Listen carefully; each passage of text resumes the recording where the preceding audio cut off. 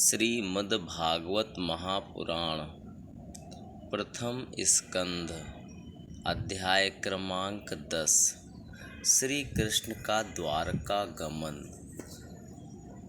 श्लोक क्रमांक 23 के पश्चात सवा अयं सख्यनुगीत सत्कथो वेदेषु गुह्येषु च गुह्यवादिभिः य एक ईशो जगदात्मलीलया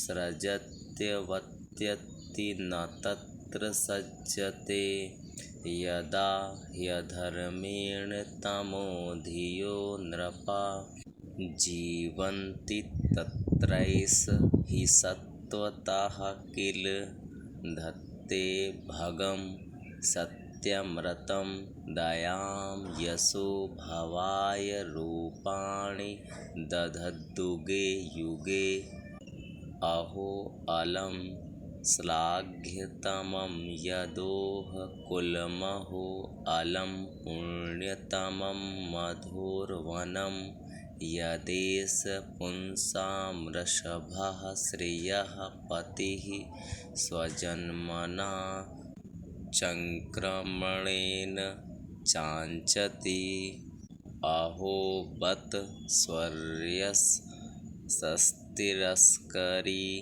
कुशस्थली पुण्ययशस्करी भुवः पश्यन्ति नित्यं यदनुग्रहेषितं स्मितावलोकं स्वपतिं स्म यत्प्रजाः नूनं व्रतस्नानहुतादिनीश्वरः समर्चितो ह्यस्य गृहीतपाणिभिः पिबन्ति याः सख्यधरामृतं मुहुर्व्रजस्त्रियः सम्मुहुर्यदासयाः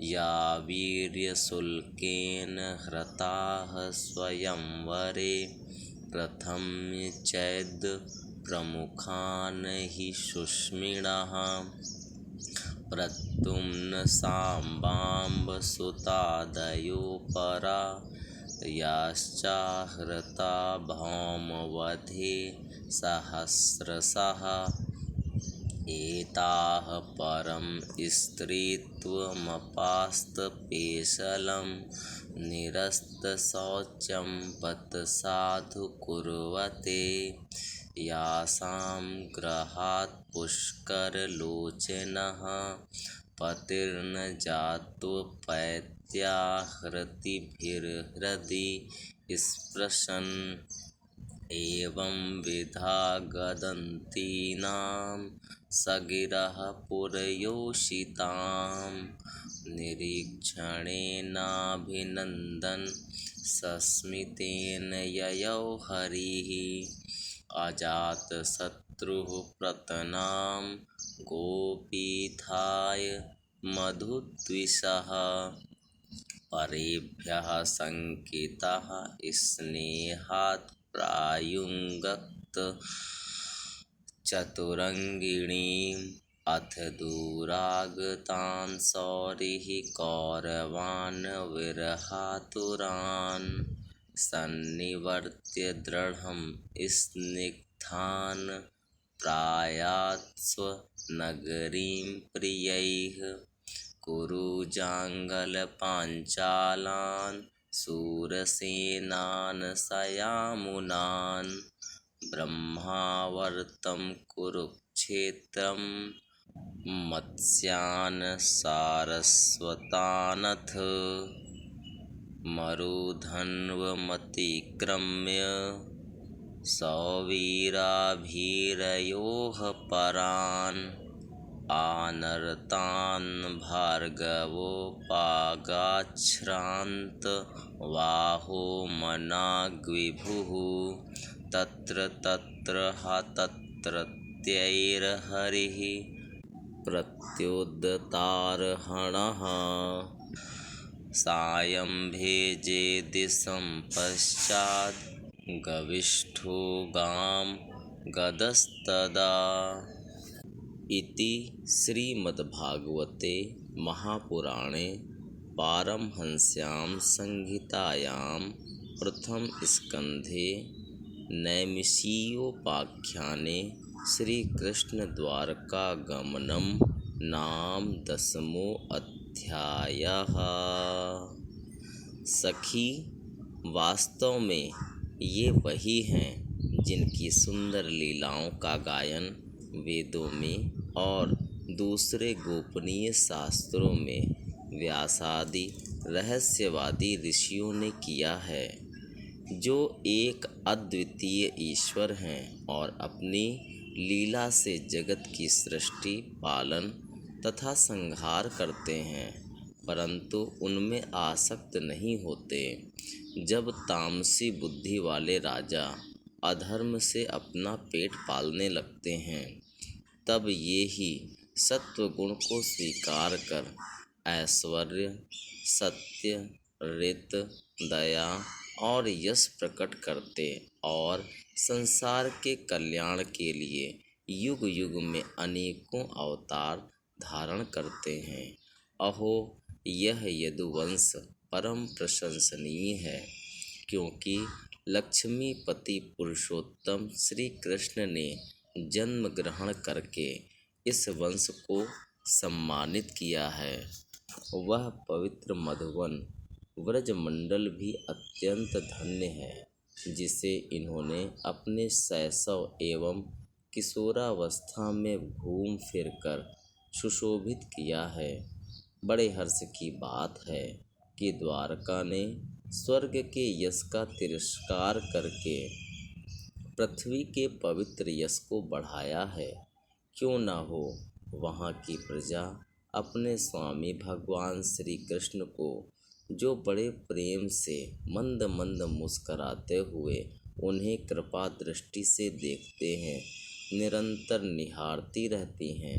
सखी, जिनका इन्होंने पाणी ग्रहण किया है, उन स्त्रियों ने अवश्य ही व्रत, स्नान, हवन आदि के द्वारा इन परमात्मा की आराधना की होगी, क्योंकि वे बार बार इनकी उस अधर सुधा का पान करती हैं, जिसके स्मरण मात्र से ही व्रजबालाएं आनंद से मूर्छित हो जाया करती थीं।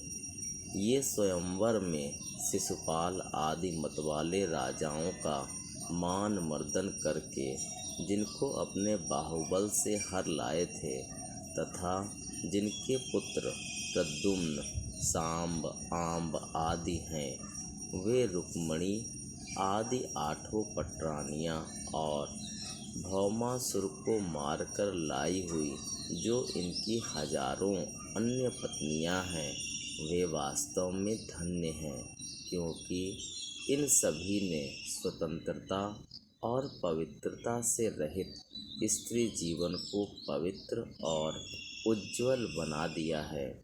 इनकी महिमा का वर्णन कोई क्या करे। इनके स्वामी साक्षात कमल नयन भगवान श्री कृष्ण हैं, जो नाना प्रकार की प्रिय चेष्टाओं तथा पारिजातादि प्रिय वस्तुओं की भेंट से इनके हृदय में प्रेम एवं आनंद की अभिवृद्धि करते हुए कभी एक क्षण के लिए भी इन्हें छोड़कर दूसरी जगह नहीं जाते। हस्तिनापुर की स्त्रियां इस प्रकार बातचीत कर ही रही थीं कि भगवान श्री कृष्ण मंद मुस्कान और प्रेम पूर्ण चितवन से उनका अभिनंदन करते हुए वहां से विदा हो गए। अजात शत्रु युधिष्ठिर ने भगवान श्री कृष्ण की रक्षा के लिए हाथी, घोड़े, रथ और पैदल सेना उनके साथ कर दी। उन्हें स्नेहवश यह शंका हो आई थी कि कहीं रास्ते में शत्रु इन पर आक्रमण न कर दे। सुदृढ़ प्रेम के कारण कुरुवंशी पांडव भगवान के साथ बहुत दूर तक चले गए। वे लोग उस समय भावी विरह से व्याकुल हो रहे थे। भगवान श्री कृष्ण ने उन्हें बहुत आग्रह करके विदा किया और सात्यकी, उद्धव आदि प्रेमी मित्रों के साथ द्वारका की यात्रा की। शौनक जी वे कुरुजांगल, पांचाल, सूरसेन, यमुना के तटवर्ती प्रदेश ब्रह्मावर्त, कुरुक्षेत्र, मत्स्य, सारस्वत और मरुधन्व देश को पार करके सौवीर और आभीर देश के पश्चिम आनर्त देश में आए। उस समय अधिक चलने के कारण भगवान के रथ के घोड़े कुछ थक से गए थे। मार्ग में स्थान स्थान पर लोग उपहारादि के द्वारा भगवान का सम्मान करते। सायंकाल होने पर वे रथ पर से भूमि पर उतर आते और जलाशय पर जाकर संध्या वंदन करते। यही उनकी नित्यचर्या थी।